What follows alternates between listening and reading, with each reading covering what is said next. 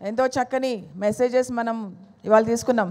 తెలుగు మెసేజ్లో ఏం చెప్పారండి ఆయన? మనం ఏం నేర్చుకున్నాం ఇవాళ? ప్రతిరోజు నేర్చుకోమన్నారు కదా. మనం ఇవాళ ఏం నేర్చుకున్నాం?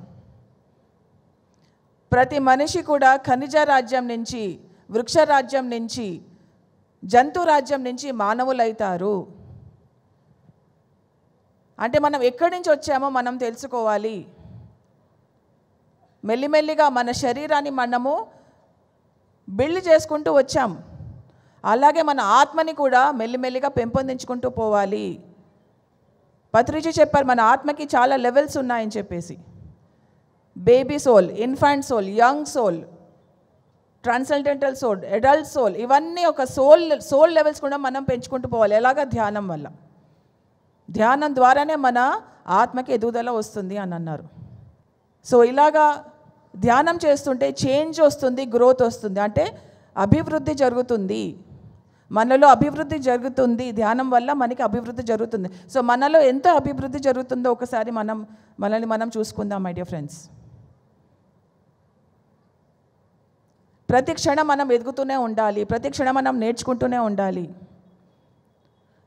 ఇవాళ మనకి సంగీత కళాకారులు 5 విద్వాంసులు మనకి సంగీతాన్ని అందించారు.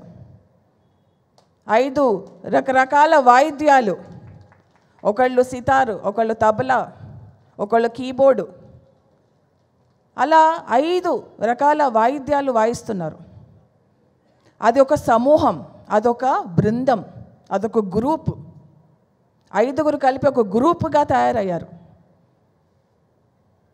సో ఇప్పుడు ఆ గ్రూప్లో ఎవరికి ఏ సమయం వస్తే ఆ సమయంలో వాళ్ళు వాయిద్యాలు వాయించాలా, లేకపోతే నా వాయిద్యమే నాదే గొప్పది అని చెప్పేసి నేను వాయిస్తూ ఉండాలా? నాదే ప్రాముఖ్యత ఉంది, నా సితార్కే ప్రాముఖ్యత ఉంది, నా వైలిన్కే ప్రాముఖ్యత ఉంది, వాళ్ళే వాయిస్తే అపస్వరాలు వస్తాయి కదా.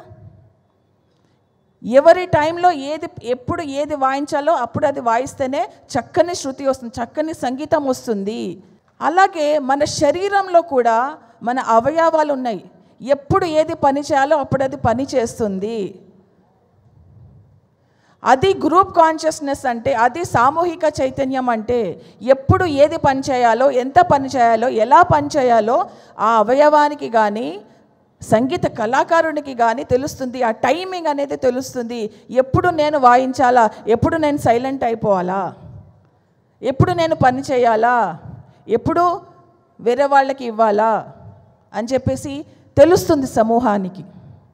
అలా ఆ సమూహం, ఆ సంగీత సమూహం కలిస్తేనే చక్కని వినసొంపుగా మనకి ఆ వాయిద్యం, ఆ సంగీతం అది వినిపిస్తుంది.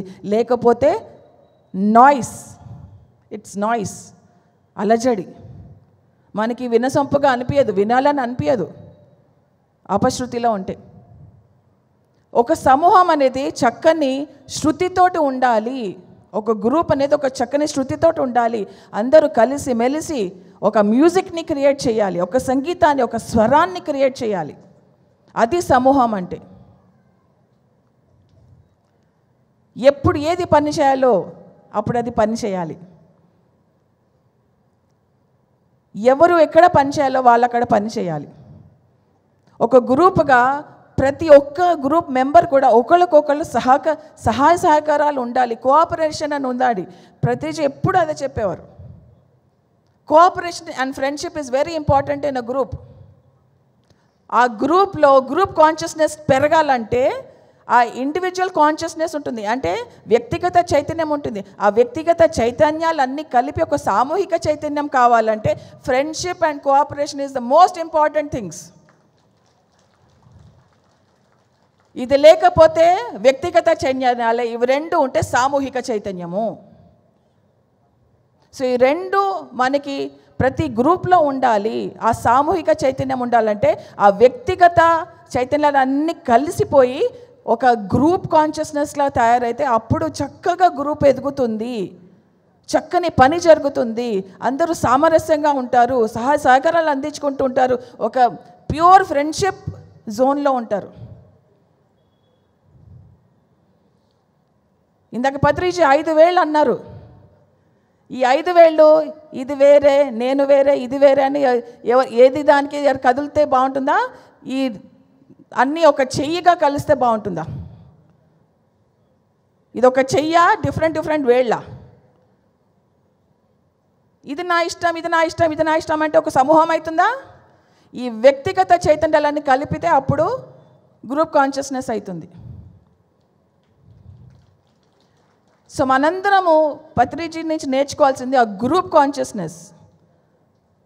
గ్రూప్గా ఉండండి, గ్రూప్గా వెళ్ళండి. ఇప్పుడు వ్యక్తిగత చైతన్యాల కంటే సామూహిక చైతన్యాలకు ఎక్కువ మనకి పవర్ ఉంటుంది. అందరము సమూహంగా వెళ్దాము, కలిసిమెలిసి వెళ్దాము. ఇక్కడ ఎవరు ఎక్కువ కాదు, ఎవరు తక్కువ కాదు, అందరం సమానమే. ఈ 5 వేళ్ళు సమానమే.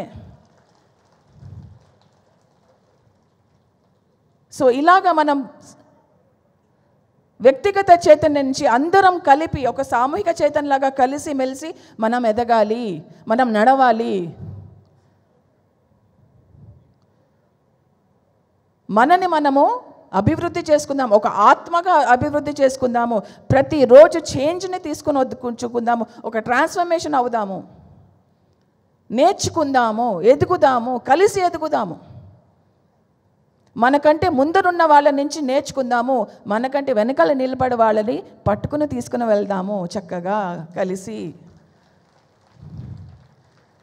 మనకంటే ముందరున్న వాళ్ళ పట్ల గౌరవం చూపిద్దాము, మనకున్న వెనక ఉన్న వాళ్ళ పట్ల స్నేహం చూపిద్దాం. పద వెళ్దాం, పద అందరం కలిసి వెళ్దాం, అందరం కలిసి ఎదుగుదాం. ఎవరు ఎక్కువ లేదు, ఎవరు తక్కువ కదా, ఆల్ ఆర్ ఈక్వల్ అన్నారు పత్రిజీ. All are equal. ఒకసారి అనండి, ఆల్ ఆర్ ఈక్వల్. అందరూ సమానమే, అంతా ఏకత్వమే. అది ఊరికే ఇక్కడి నుంచే కాకుండా ఇక్కడ దిగిపోవాలి, ఇక్కడ దిగిపోవాలి మొత్తం. సో ఇవాళ మన పత్రిజీ దగ్గర నుంచి నేర్చుకుంది, మనం ఇంకా నేర్చుకుంటూ ఇంకా ఎదుగుదాము, ఇంకా తెలుసుకుందాము.